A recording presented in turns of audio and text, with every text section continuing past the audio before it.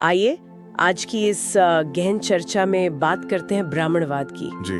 और ये देखते हैं कि कैसे तथागत बुद्ध ने उसकी नींव को चुनौती दी। बिल्कुल। हमारे पास डॉक्टर बाबा साहब अंबेडकर की किताब बुद्ध और उनका धम्म के कुछ अंश हैं। बहुत महत्वपूर्ण स्रोत है। और ये बताते हैं कि कैसे बुद्ध ने वेदों को, जाति व्यवस्था को, कर्म कांडों को, यहाँ तक कि वो जो भाग्य वाला कर्म सिद्धांत था, हाँ, नियतिवाद, उसे सीधे सीधे नकार दिया। बिल्कुल। तो आज हम यही समझने की कोशिश करेंगे कि बुद्ध की शिक्षाएं उस समय के जो धार्मिक विचार थे उनसे इतनी अलग क्यों थी। हाँ। और क्रांतिकारी क्यों थी। देखिए, ये समझने के लिए पहले ये जानना जरूरी है कि ब्राह्मणवाद असल में था क्या उस वक्त। हाँ, ये जरूरी ये है। प्राचीन भारत की एक तरह से मुख्य धार्मिक सामाजिक व्यवस्था थी। हाँ। और इसकी बुनियाद कुछ खास पिलर्स पे टिकी थी। जैसे पहला तो वेद, उन्हें ईश्वरीय माना जाता था, मतलब उन पर सवाल नहीं उठाया जा सकता था, अकाट्य। अच्छा। फिर थी वर्ण व्यवस्था, जिसे हम आज जाति कहते हैं।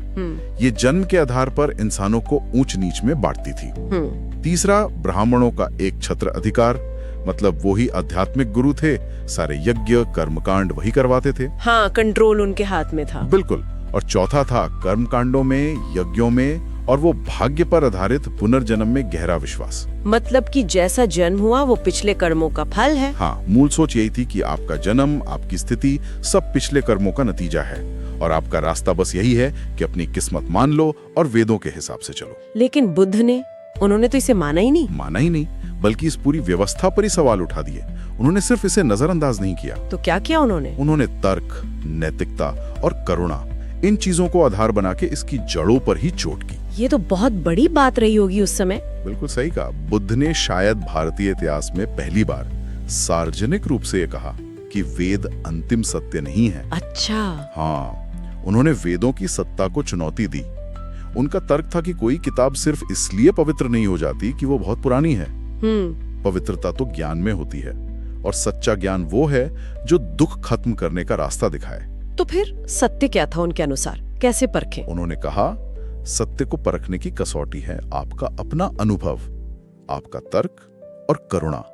सिर्फ इसलिए नहीं कि किसी किताब में लिखा है या किसी बड़े आदमी ने कहा है। ये तो सीधे सीधे उस वक्त के सिस्टम को चैलेंज था। हाँ, ये वैदिक धर्म और ब्राह्मणों के वर्चस्व को सीधी चुनौती थी। और जाति व्यवस्था, उस पर उनका क्या कहना था?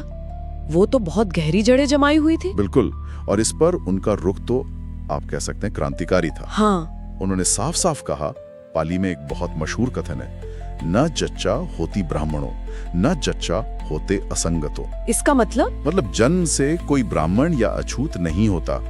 कम्मना होती ब्राह्मणों, कम्मना होती असंगतो। कर्म से होता है। कर्म से, जन्म से नहीं। जी हाँ, आपके काम से, आपके आचरण से तय होता है कि आप क्या हैं, ना कि आप किस कुल में पैदा हुए। ये विचार तो उस समाज के लिए कल्पना करना भी मुश्किल है। हाँ, ये सिर्फ कोई छोटा मोटा सुधार नहीं था, ये उस पूरी व्यवस्था के खिलाफ एक तरह का विद्रोह था। उन्होंने इसे अपने संघ में लागू भी किया। बिल्कुल। उन्होंने नाई, सफाई कर्मी, यहाँ तक कि जिन्हें चांडाल माना जाता था, उन सबको बिना किसी भेदभाव के अपने संघ में शामिल किया। ये तो सच में अकल्पनीय है उस दौर के लिए। उन्होंने घोषणा की कि हर प्राणी में, हर इंसान में बुद्ध बनने की क्षमता है, बुद्धत्व पाने की। और जाति व्यवस्था, वो तो बस इंसान का बनाया हुआ एक बंधन है। बाबा साहेब अंबेडकर ने भी इस पर बहुत जोर दिया है। हाँ बिल्कुल। डॉक्टर अंबेडकर ने इसी बात को रेखांकित किया कि बुद्ध का जाति को नकारना सिर्फ सामाजिक सुधार नहीं था। तो फिर क्या था? ये उस ब्राह्मणवादी कर्म और पुनर्जन्म के सिद्धांत पर सीधा हमला था, जो जाति व्यवस्था को सही ठहराता था। मतलब आपने पिछले जन्म में बुरे कर्म किए, इसलिए आप नीची जाति में पैदा हुए। बुद्ध ने इस पूरी सोच को ही खारिज कर दिया। अच्छा, और कर्म कांडों का क्या? यज्ञ होते थे, बलि दी जाती थी। हाँ, बहुत होते थे। बुद्ध ने देवताओं को खुश करने के लिए जो महंगे यज्ञ होते थे, जिनमें अक्सर पशुओं की बलि दी जाती थी, हाँ। उनको व्यर्थ बताया, बेकार कहा। क्यों? उनका तर्क क्या था? उनका कहना था कि सच्ची शुद्धि, सच्ची पवित्रता बाहरी कर्मकांडों से नहीं आती, नहाने धोने या मंत्र पढ़ने से नहीं। तो फिर कैसे आती है? वो आती है अपने मन को साधने से, अपनी वाणी को और अपने कर्मों को सुधारने से, अंदरूनी बदलाव से। मतलब एक्शन पर फोकस था, रिचुअल पर नहीं। बिल्कुल।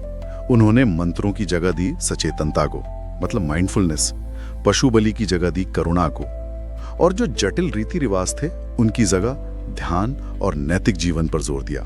ये तो पूरा नजरिया ही बदल दिया उन्होंने। हाँ, बाहरी दिखावे की जगह अंदरूनी शुद्धि और नैतिक आचरण। और कर्म का सिद्धांत, उसमें भी उन्होंने कुछ बदलाव किया। हाँ। आपने कहा ब्राह्मणवाद में उसे भाग्य मानते थे। हाँ, ये बहुत ही महत्वपूर्ण बदलाव था। देखिए, ब्राह्मणवाद कहता था कि आपकी आज की जो हालत है, गरीबी है या ऊंची जाति है, वो पिछले जन्म का फल है और उसे बदला नहीं जा सकता। हाँ, वो आपकी नियति है, उसे स्वीकार करो। बुद्ध ने इस बात को पूरी तरह से खारिज कर दिया। तो उन्होंने कर्म को कैसे समझाया? बुद्ध ने कर्म को भाग्य या नियति मानने से इनकार किया। उन्होंने कहा कर्म का मतलब है वर्तमान क्षण में, इसी पल में आपका इरादा क्या है, आपकी चेतना क्या है। इरादा, अच्छा। हाँ, और उस इरादे से आप कार्य क्या करते हैं, वो है कर्म। मतलब हम अपने कर्मों के लिए अभी जिम्मेदार हैं। बिल्कुल, आप अतीत के कैदी नहीं हैं। आप इसी क्षण अभी सचेत होकर सही इरादे से नैतिक काम करके दुख के इस चक्र को तोड़ सकते हैं। ये तो लोगों को एक उम्मीद देने वाली बात हुई। हाँ, और इसी से जुड़ा है उनका अनात्मवाद का सिद्धांत। अनात्मवाद मतलब कोई स्थायी अमर आत्मा नहीं है जो एक जन्म से दूसरे जन्म में जाती है, बल्कि चेतना का एक प्रवाह है, एक धारा है जो हमारे कर्मों से ही बनती बिगड़ती है।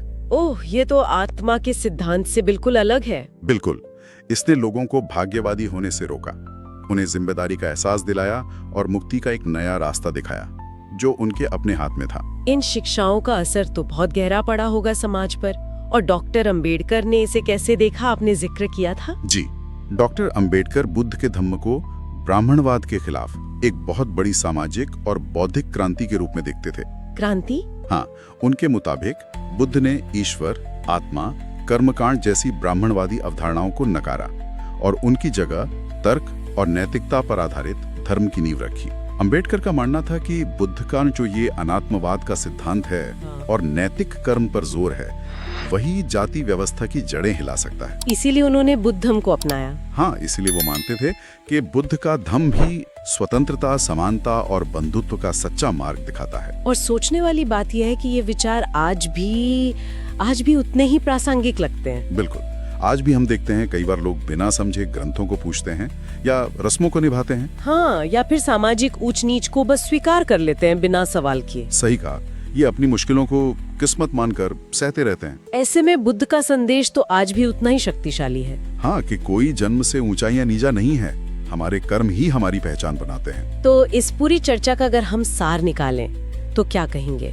बुद्ध ने खुद अपने फॉलोअर्स को एक कमाल की बात कही हाँ, थी। वो कालाम सुत्त में। हाँ, कि किसी बात पर सिर्फ इसलिए यकीन मत करो कि वो किसी किताब में लिखी है, ये कि मैंने बुद्ध ने कही है। बिल्कुल। हर बात को खुद अपनी बुद्धि, अपने अनुभव की कसौटी पर परखो, और अगर वो तर्क संगत लगे, नैतिक लगे, सबके भले के लिए लगे, तभी उसे मानो। हाँ, ये अपने आप में एक बहुत बड़ी सीख है, खासकर आज के समय में। सही बात है। और ये एक जरूरी सवाल भी खड़ा करता है, आज जब हम पर चारों तरफ से इतनी सूचनाएं, इतने दावे आ रहे हैं। हाँ, इंफॉर्मेशन ओवरलोड का जमाना है। बिल्कुल, तब किसी भी विचार को, किसी भी दावे को अपनाने से पहले उसे तर्क, नैतिकता और अपने अनुभव से जांचने का ये सिद्धांत, ये कितना महत्वपूर्ण हो जाता है। ये वाकई सोचने वाली बात है। इसी सवाल के साथ हम अपने श्रोताओं को आज छोड़ते हैं।